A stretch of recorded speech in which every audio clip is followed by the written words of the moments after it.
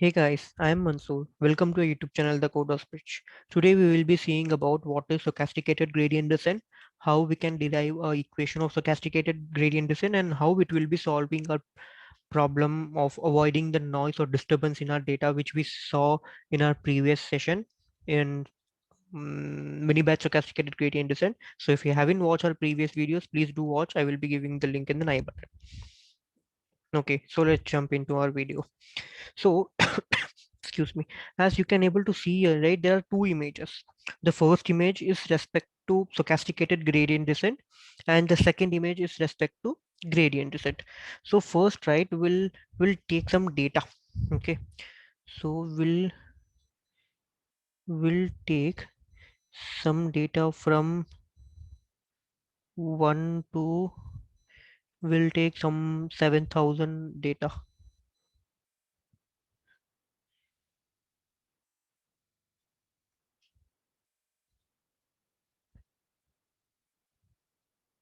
Okay, there are something 7,000 data available. Sorry for my stylus sometimes doesn't work properly.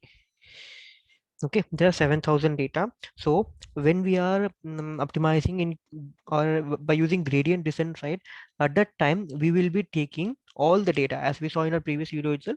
So when we are computing by using gradient descent, we will be taking all data. So here the data will be, data count will be, data underscore val will be 7,000.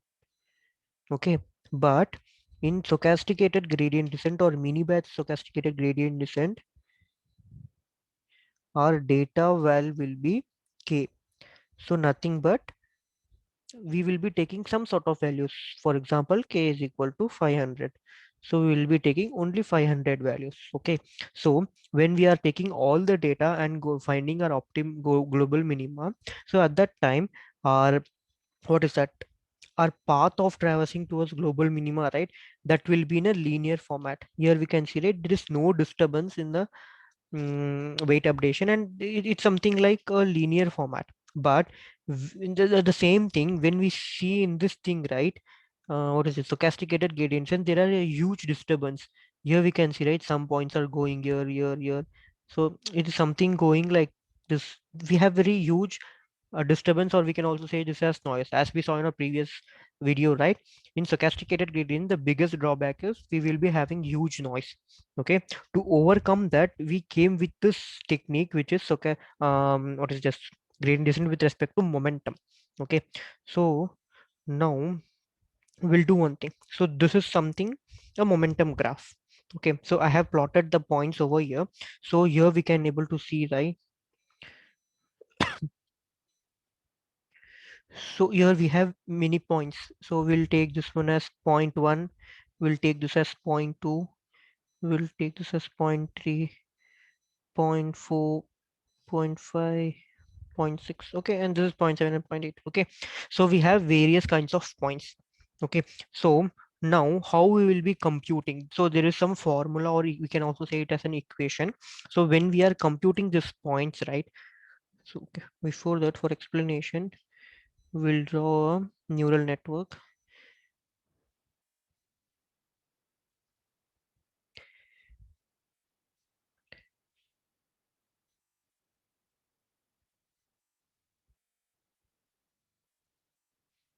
Okay, so here we will be having W1, W2, so W3, W4, and we'll take this is something else, W9. Okay, so here we will be finding the loss. So what it will be happening, right? So the point, the first point is nothing but, so actually we will be updating the weights in back propagation. When we are back propagating, it's nothing but loss to this value W2 and W2 to W1. So this is the way how we will be back propagating, right? So the point which we encounter first after our loss function will consider as point 1. Okay, so in this case, this W2, so we will be finding the derivative of loss, right? So this will be P1. So W2 will be P2. So like this, we will be traversing from backward to input layer, which is that output layer to input layer. Okay, from output layer to input layer out. So the point P1 will be starting from output layer, and the point P6 will be ending at the input layer. Okay, so we'll just derive a small equation with help of this. We'll consider some values. For example, mm, we'll take several points where P1, P2, P3, and P4.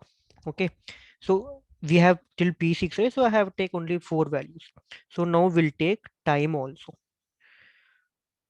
T1, T2, T3, and T4. Okay, so you know why I am taking time. So when the value, or we can say like initially our loss function will be here, from here it will be traversing from loss function to our wait to W2, right? So here it will, for example, here it will be in time t. So when it is going here, here it will be in time t dash. Okay, when it is going here, then it will be in uh, t double dash. Okay, that's why I'm taking multiple times over here. So for example, when it is going in this first from loss, when it is going to our first hidden layer or output layer, right? At that time, we'll take value as v with respect to time t1. Okay, at that time we don't have anything, so we have only one point, which is p1. You know why? So when we are going from loss to our output, sorry, hidden layer, at that time we don't have any previous value, so this p1 value will be the first value. That's why we will be having value with respect to time t1 as p1. Okay, when we will be having value with respect to t2, which is time 2. So in what is this time t1, from here we went here, but in time t2 we will be going from w2 to w1. So at that time what we will be doing is we will be having something like this. So we will be having, will take this as alpha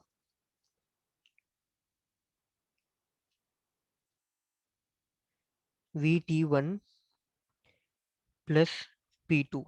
Okay, we'll consider this alpha as a constant value. Okay, now, so now what it will, now what it is happening, right? So let me just explain you. So now what happened, initially we were here. So initially we were lost, we were in the loss, right? From loss we traversed to this state. Okay, that time we have our value as with respect to time t1 as p1. Okay, from t1 we traverse to w1. So at that time we have two things, right? We have the two values, which is nothing but value of t1 and value of t2. That's why we have here. So when we compute this, how it will be, alpha with respect to p1, so multiplied by p1 into p2, right? So just consider we have one more layer. So when we are calculating for that layer also, right, which is vt3, we will be having something like this, alpha multiplied by we can write as v with respect to t2 plus p3. Okay, alpha multiplied by what is p value, sorry, vt2 value. Vt2 value is this one, right? Alpha p1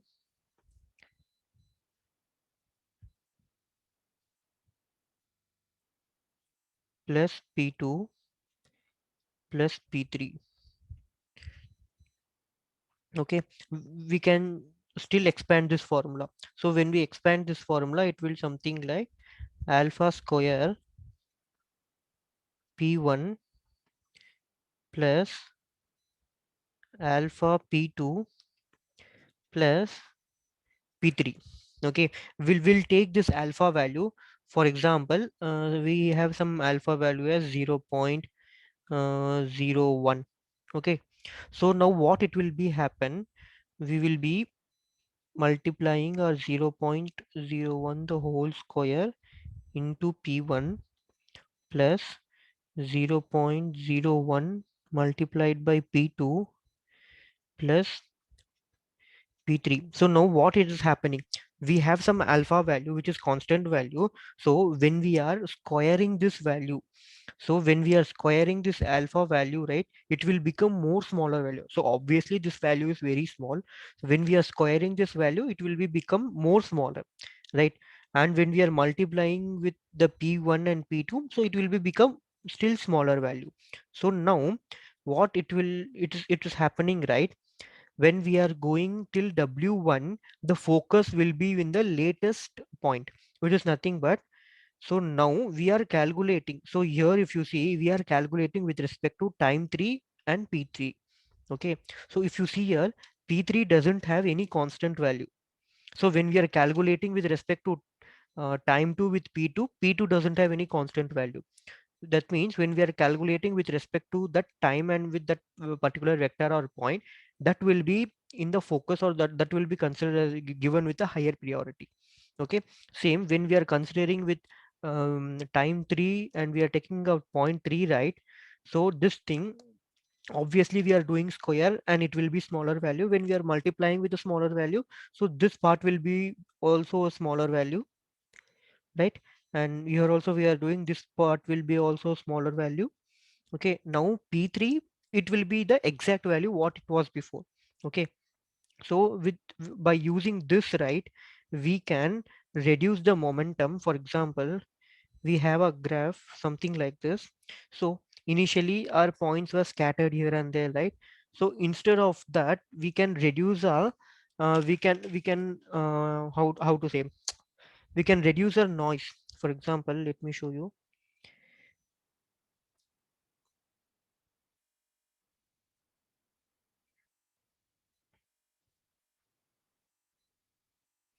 So initially our data points or will look something like this. By using this equation, right? By what is that? By using this alpha and computing this thing, our data point will something, it will something come like this.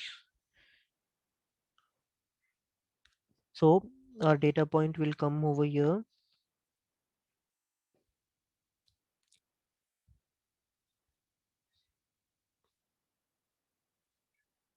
So our data point will something will fall in some momentum kind of thing. Okay. So what happened when we compute with this our weight formula? So what is our weight formula? W new is equal to W old, sorry,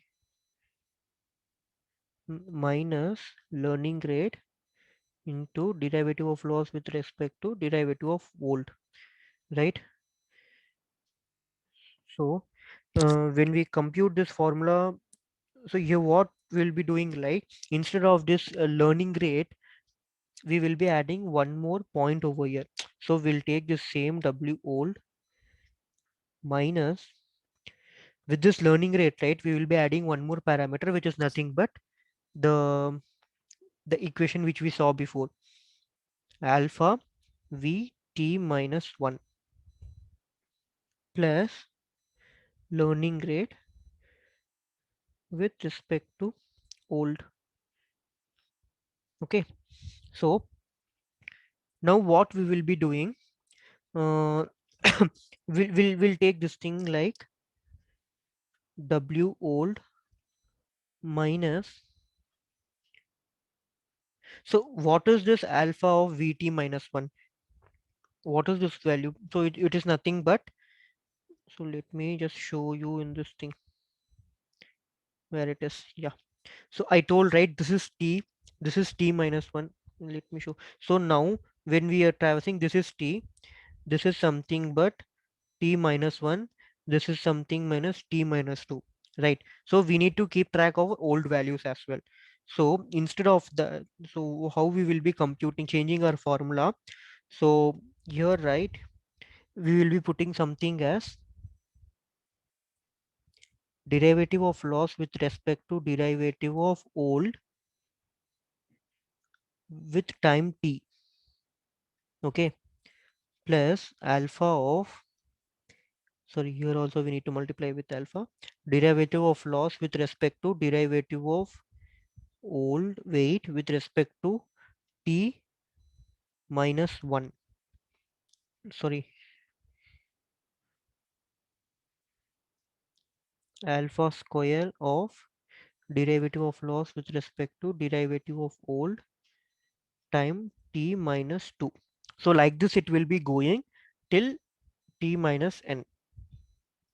Okay, so here we are doing nothing. We have this t minus 1, right? So we are expanding by using a linear equation t minus 1, sorry, t minus 1, t minus 2, and t minus n. We will be expanding the formula till t minus n.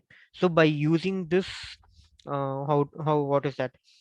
Time t and the point p, right? We can able to reduce the noise in our data points, so it can easily reach out to global minimum. So you know why we are like considering this SGD with momentum, because this gradient descent, right? So there we will be passing all values, so this is computationally high.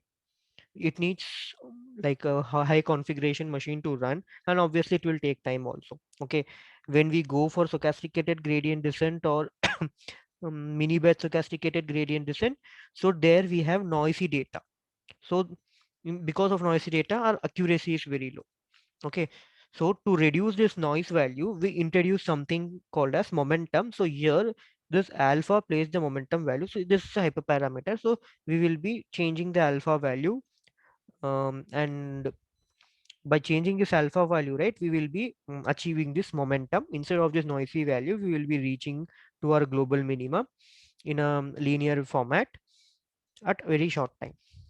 Okay, so I hope you understand what is a stochasticated gradient descent with respect to momentum. So if you have any doubts, please comment in the comment box and let me know, so I will just update you over there. And if you like this video, please hit a like button and share with your friends. Until then, tata, bye bye.